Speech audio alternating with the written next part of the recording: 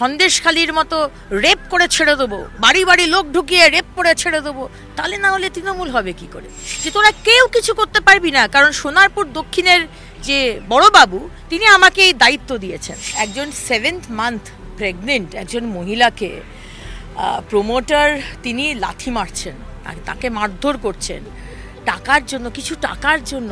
এইটাই তো হচ্ছে তৃণমূল। তৃণমূলের মধ্যে মারপিট হবে না, তাহলে আর তৃণমূল কিসের? তৃণমূলের মধ্যে ঔদ্ধত্য থাকবে না, তৃণমূলের মধ্যে বলবে না তারা এই সন্দেশখালির মতো রেপ করে ছেড়ে দেবো, বাড়ি বাড়ি লোক ঢুকিয়ে রেপ করে ছেড়ে দেবো, তাহলে না হলে তৃণমূল হবে কি করে? তৃণমূলের ঔদ্ধত্যই হচ্ছে তৃণমূলের কি বলবো গর্ব। আজকে দেখা যাচ্ছে তৃণমূল প্রমোটারকে মারছে।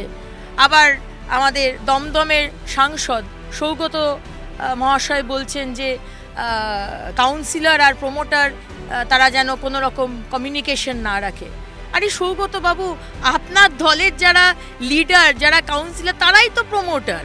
আপনি কাকে মানে ঠক বাজতে গাঁ উজাড় হবে তো? আপনি কাকে আলাদা করার চেষ্টা করছেন আর কাকে বোকা বানাবার চেষ্টা করছেন? আমরা সবই বুঝি। আজকে এই জয়ন্ত সিংহের মতো লোক তারা ক্লাব হাউসে ঢুকে স্পোর্টসের যে পরিবেশ সেখানে ঢুকে তালিবানি অত্যাচার কি করে করে। আজকে জয়ন্ত সিংহের মতো মানুষ পুকুর বুঝিয়ে কি বলবো তাজমহলের মতো সাদা প্যালেস কি করে বানায়, আর আপনাদের চেয়ারম্যান গোপালবাবু তার টের না পায় কি করে। আমরা সব বুঝি, অতটা বোকাও আমরা নই। মানুষও দেখছে, করে যান, যত পারেন দুর্নীতি করে যান, আর তো 2 বছর মানুষ উত্তর দেবে। দেখুন, সেই অন্তঃসত্ত্বা মহিলা আনফর্চুনেটলি আমাদের বিজেপির কার্যকর্তা, এবং তিনি বোধহয় কোনো ফ্ল্যাট নিয়েছেন। সেই ফ্ল্যাটের কিছু বিষয় ছিল, তাদের নিজস্ব প্রমোটারের সাথে তাদের কোনো বিষয় হবে, আমি পুরো বিষয়টা এখনো জানি না। কিন্তু আজকে একজন 7th মান্থ প্রেগনেন্ট একজন মহিলাকে প্রমোটার তিনি লাথি মারছেন, তাকে মারধর করছেন টাকার জন্য, কিছু টাকার জন্য। এইটাই তো হচ্ছে তৃণমূল।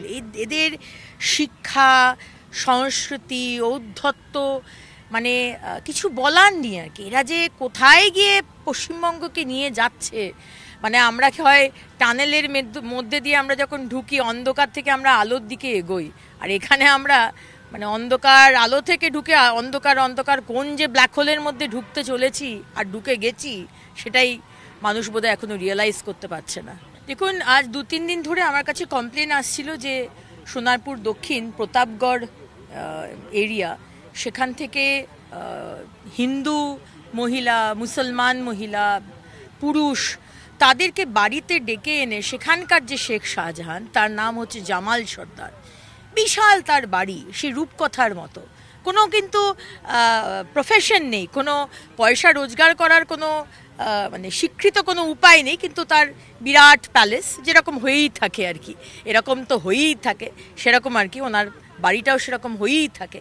এবং বাড়ির ভেতরে বিভিন্ন জায়গায় শেকল মাটির সাথে লাগানো রয়েছে, যেখানে সালিশি সভা হয় এবং এই গ্রামের মানুষদের ডেকে এনে তাদের পায়ে শেকল পরিয়ে তাকে বেত মারা হয়, এবং সেখানে সালিশি সভায় তিনি বিচার দেন। এবং সেই জামাল সর্দার বলছে গ্রামের মানুষকে যে তোরা কেউ কিছু করতে পারবি না, কারণ সোনারপুর দক্ষিণের যে বড়বাবু তিনি আমাকে এই দায়িত্ব দিয়েছেন।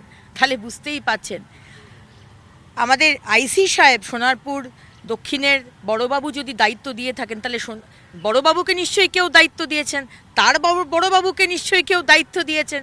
দায়িত্বটা আসলে আসছে সেই নবান্নের 14 তলা থেকে।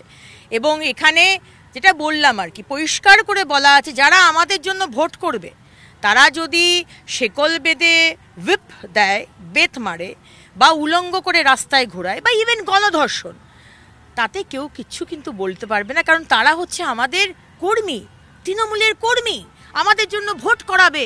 সুতরাং সব দোষ মাপ।